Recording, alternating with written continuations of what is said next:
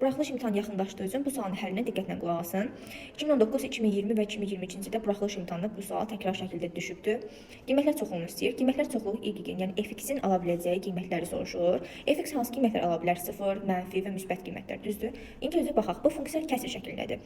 Kəsrin 0-a bərabər olması üçün sürət 0 olmalıdır, amma bizim sürətimiz 2-dir. Deməli 0 ala bilməz. Mənfi qiymətlər almasına baxaq və müsbət qiymətlər almasına baxaq. Bizim məxrəcimizdə kvadratik funksiya var. Bunun qiymətlər çoxluğu n bərabərdir mənfi diskriminant bölünsün 4a düstur ilə tapılır. Əgər diskriminant tapsaz görəcəksiniz mənfi 8 eləyir. Bölünsün 4a.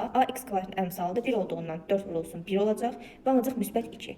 Və x kvadratın əmsalı, yəni a müsbət olduğundan bu ancaq 2 müsbət sonsuz qiymətlərini ala bilər. Yəni ən kiçik qiymətimiz 2-dir. Biz məxrəcin qiymətini, yəni ən kiçik qiymətini yerinə qoysaq, biz kəsrin ən böyük qiymətini alacağıq, düzdür? Yəni 2 bölünsün 2 bərabərdir 1. 1 isə ala biləcəyimiz ən böyük qiymətdir. Yəni məxrəcin ən kiçik qiyməti sürətin ən böyük qiymətidir. Dedik ki, 0-ı da ala bilməz, mənfi qiymətləri də ala bilməz.